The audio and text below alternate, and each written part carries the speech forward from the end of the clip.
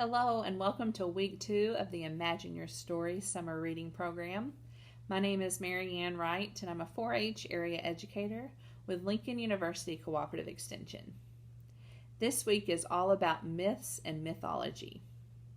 Each week of our summer reading program we are highlighting a different type of imagined story as a part of classic children's literature. So let's talk about what a myth is. A myth is a story that's been passed down over the years, and it usually explains how or why something happens. Myths often focus on the creation of the world and include incredible creatures and powerful gods.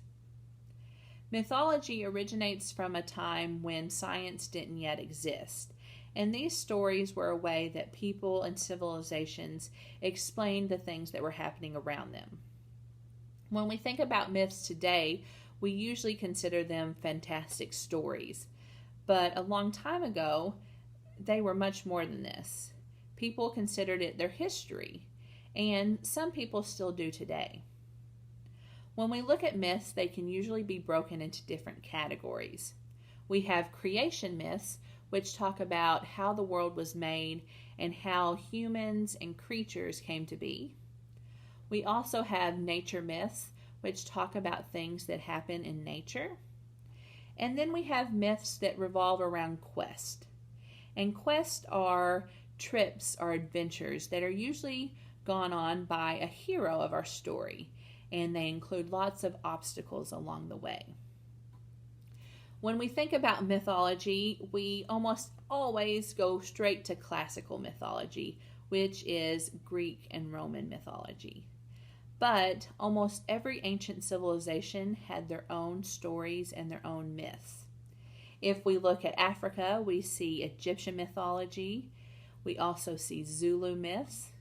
If we move to Asia, we see Chinese and Japanese mythology.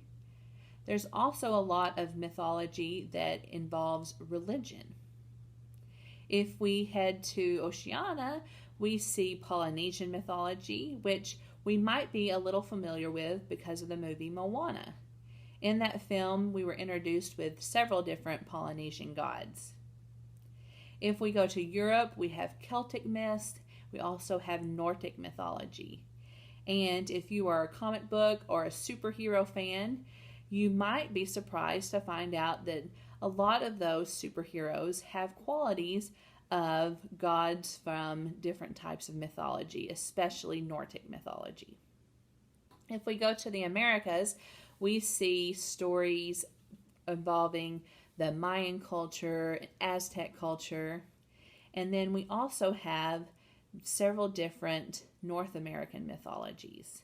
This could be Navajo, and there's also different northwestern tribes that continue to pass down their stories even today. This week, our story time and our activity video will be focusing on a couple of gods from Greek mythology. We are going to be reading the book Leto's Hidden Twins, Artemis and Apollo. And in this story, we will learn about the god and goddess Artemis and Apollo. Then on Wednesday, we will be doing an activity called Archery with Artemis and Apollo, and we will be making a fun bow and arrow. So I hope you join me on Wednesday when we do that craft. If you're interested in mythology, I encourage you to go to your library and check out their books. There are tons of books at your library that range from anywhere from Native American myths to Greek to Nordic to Egyptian, and they are all waiting there for you to find them. So go to your book, check out some of these stories, and tune in tomorrow as we read our story, Leto's Hidden Twins. Okay, guys, thanks so much for joining me. Bye-bye.